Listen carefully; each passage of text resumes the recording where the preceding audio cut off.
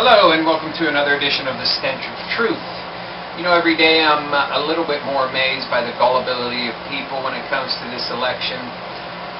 When people who just slavishly follow a candidate without even bothering to look into their finances, their past, their voting record, or anything of the kind, they just listen to the sound bites and the stuff that the media throws out to them. So if you're a big Hillary Clinton supporter, or a big Barack Obama supporter, or a big John McCain supporter, I wonder how many of you have actually bothered to look into your candidate and know what it is he stands for, who he's beholden to, what corporations and big money has contributed to his campaign, and what has he done to help those elites and moneyed interests while he's been in office, if he has been, and what you could really expect from them. I'm not talking about the rhetoric that they spew. I'm talking about the actual real thing you might expect them to do in office based on facts and based on their history. People are stupid. They're going to listen to what the stupid media tells them, and then they're going to vote based on sound bites and nonsense. You know, I'm also absolutely astonished that the Chinese are still getting materials into the marketplace. You know, first we had contaminated toys, we also had previously contaminated drugs, and now we have heparin from China, which is contaminated in some fashion. It amazes me that Chinese goods are still being sold anywhere.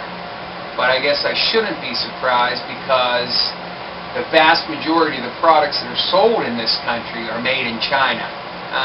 I don't know if that's true, but it sure seems that way, because every time I go shopping somewhere and see where a product is made, it seems like the majority of them are made in China. So what I don't understand is, how can this be whenever their production of materials is so shoddy that they produce such crap, that they have the audacity to sell so-called drugs to people who need them to save their lives, to help them live, which are contaminated and do not even do what they're supposed to do, or have such an egregious amount of the drug in them, way beyond what they're supposed to have, that they could, in fact, kill people. I'm no fan of pharmacology. I'm no fan of the pharmaceutical industry, to be sure, because there are certainly many deaths that come as a result of it. But now with this heparin here, which is truly a life-saving drug to some people who need a blood thinner, and to have it contaminated like this, why doesn't somebody do something about this? Well, the reason is clear: because of free trade.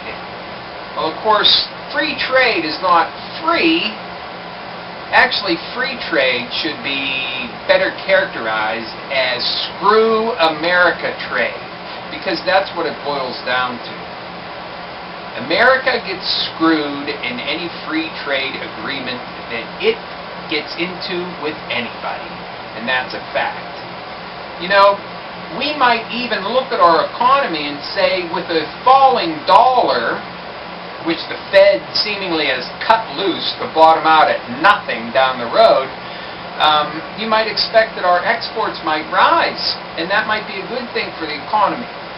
And while exports have risen slightly, they certainly have not risen in a manner that is in any way offsetting the incredible, devastating destruction of our economy that is going on right now, and the continued free fall of the U.S. dollar, which means that you and I will be able to buy much less with the very few and dwindling dollars that we get if we're lucky enough to keep our jobs. So remember, whenever the economic stimulus money gets to you, be sure and run out and buy plenty of contaminated Chinese products. Chances are you're not going to have much of another choice. Thank you. Good night.